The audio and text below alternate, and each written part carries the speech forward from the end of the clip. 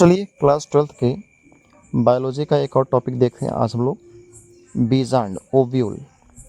तो बीजांड का निर्माण एक जटिल प्रक्रिया है जो बीजांड के अंदर एक एकल सिंगल अर्धसूत्री विभाजित कोशिका से शुरू होती है। इस कोशिका एमएमसी मतलब मेगास्पोर मदर सेल का अर्धसूत्री विभाजन होकर 4 गुर बीजाणु बनाते हैं, जिनमें से एक मेगास्पोर जीवित रहकर भ्रूणकोश बनाता है जो मादा युग्मकोद्भिद है और निषेचन के बाद बीज बनता है। आगे देखते हैं बीजांड निर्माण की प्रक्रिया। तो प्रोसेस ऑफ ओव्यूल फॉर्मेशन कैसे होता है। पहला स्टेप इसका है गुर बीजाणु मातृ कोशिका। ठीक है, ये क्या है इसके बारे में देखते हैं। इसको एमएमसी मेगास्पोर मदर सेल भी कहते हैं। बीजांड के अंदर एक विशिष्ट कोशिका होती है जिसे एमएमसी गुर बीजाणु मातृ कोशिका कहते हैं। यह एक अर्धसूत्री विभाजन मियोसिस से गुजरती है। दूसरा स्टेप क्या है, गुर बीजाणु का निर्माण।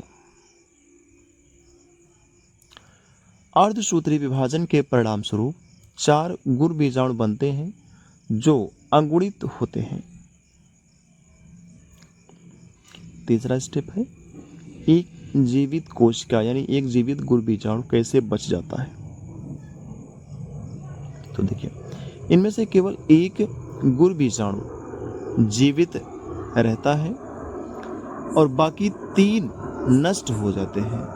ठीक है, 4 कोशिकाएं बनती हैं जिनमें 3 नष्ट हो जाती हैं और एक गुर बीजाणु जीवित रह जाती है।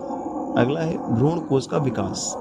तो जीवित गुर बीजाणु अर्धसूत्री विभाजन और समसूत्री विभाजन के माध्यम से बढ़ता रहता है और भ्रूण कोश का निर्माण करता है। यह भ्रूण कोश बीजांड के अंदर होता है, यानी एक अर्धसूत्री विभाजन होता है और 3 समसूत्री विभाजन होता है।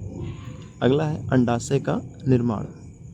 बीजांड अंडाशय में स्थित होता है और जब यह निषेचन के बाद परिपक्व होता है तो यह एक बीज में विकसित होता है, जबकि अंडाशय अपने चारों ओर फल के रूप में विकसित हो सकता है।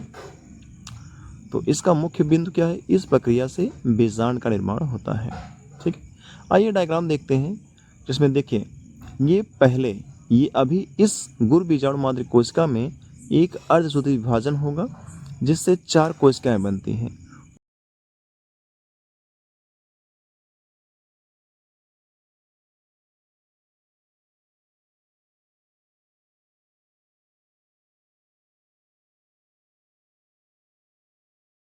तो देखिए, ये एनसीईआरटी का एक डायग्राम है जिसमें एक अर्धसूत्री विभाजन से 4 कोशिकाएं और उनमें 3 नष्ट होती हैं, एक बच जाती है जिसे गुर बीजाणु कोशिका है।